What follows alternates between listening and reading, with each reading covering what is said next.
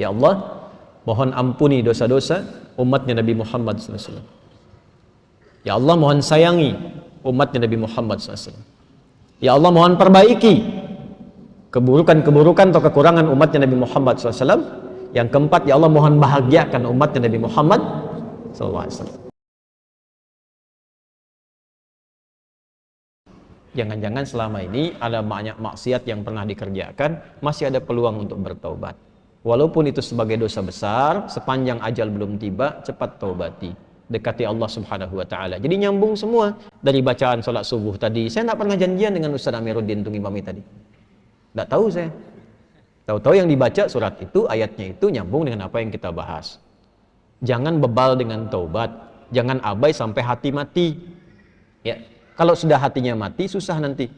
Alam ya'ni lil ladzina amanu an takhsha'a qulubuhum li dzikrillah wa ma nazala minal wa la yakunu kal ladzina utul kitaba min fatala 'alaihimul amadu faqasat qulubuhum. Kalau sudah dapat hidayah, kata Allah di surat Al-Hadid, hadid itu besi. Besi sekuat-kuatnya masih bisa lunak. Hati antum itu bukan dari besi, masa nggak bisa lunak? Batu itu sekeras-kerasnya masih bisa tasbih, masih bisa pecah kalau mendengar asma Allah. Makanya keluar air. Ada air terjun macam-macam dari batu itu mendengar asma Allah itu pecah itu. Keluar. Ini bab iman ya. Bab iman. Kalau mau ditelusuri pakai akal silahkan. Ya. Silahkan. Kok bisa? Karena keluar air. Siapa yang perjalankan air di situ, Joni? Kok bisa masuk ke situ? Kok bisa keluar? Nah, dibacanya pakai iman, maka turunlah ayat-ayat untuk menyentuh iman. Al-Baqarah ayat 74. Tsumma qasat qulubukum min ba'di dzalika fahiya kal hijarati aw ashaddu qaswa wa inna minal hijarati lama yashaqqu fa yakhruju minhul ma wa inna minha lama yatafajjaru minhul anhar. Batu aja yang keras itu kalau mendengar asma Allah bisa pecah, bahkan bisa mengeluarkan air dan bermanfaat. Antum itu batu itu, ya kalau kita lihat kerasnya luar biasa, tapi hati kita itu kan bukan dibuat dari batu. Masa batu yang keras saja masih bisa lembut mendengar asma Allah?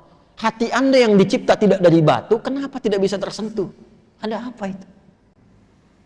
Nah, ternyata maksiat itu bisa membuat hati keras melebihi batu. Waktunya yang paling ideal bertobat diantaranya itu 10 hari pertama bulan Dzulhijjah. Karena pada saat itu rahmat Allah diturunkan. Ampun ditebarkan. Ya. Kalau ada orang masih belum mampu untuk menyebut asma Allah dan beristighfar di waktu itu, kita doakan. Makanya doakan secara terbuka. Allahumma ighfir ummata Muhammad sallallahu alaihi wasallam. Allahumma arham ummata Muhammad sallallahu alaihi wasallam. Allahumma aslih ummata Muhammad sallallahu alaihi wasallam. Allahumma farrij ummata Muhammad sallallahu alaihi wasallam. 4 ini baca. Biasakan baca. InsyaAllah kalau kita biasakan, itu berpeluang besar mendapatkan syafaat di sisi Allah Subhanahu wa Ta'ala. Syafaat.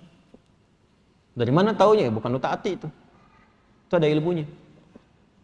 Ada riwayat yang tersambung sampai di bab Yaumul Hisab. Jadi ada 2 sahabat, 2 orang. Yang satu menzalimi kawannya. Ya, zalimi gitu sampai dihisab di hari kiamat.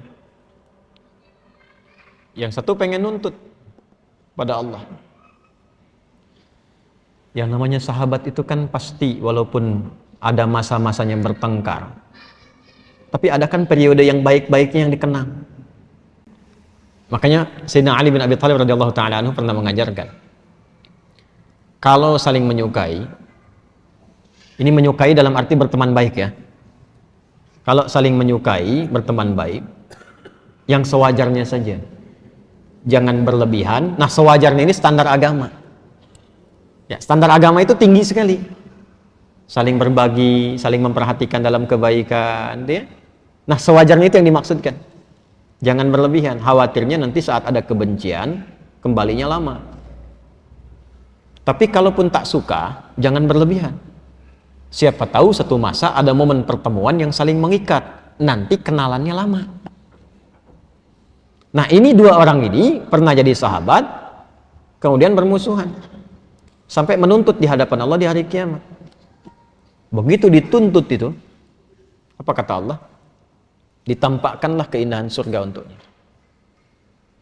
Begitu ditampakkan, bertanya, ya Rabb, untuk siapa surga ini? Ya.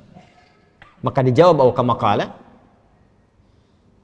maukah aku tawarkan ya satu hal yang bisa mendapatkan keindahan di surga ini? Mau ya Allah? Maafkan dia dan cepat gandeng tangannya masuk ke dalamnya. Maafkan dia dan cepat gandeng tangannya masuk ke dalam.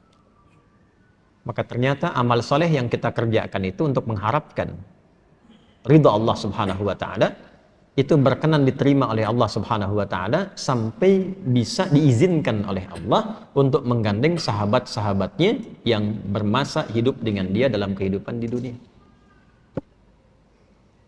Itu gambarannya.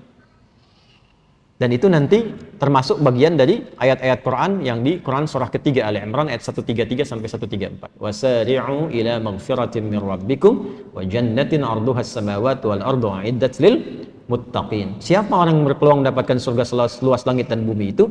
Alladzina yunfiquna fis sarai wal dharra wal kadhimina ghaidha wal 'afina 'anil nas. Wallahu yuhibbul muhsinin.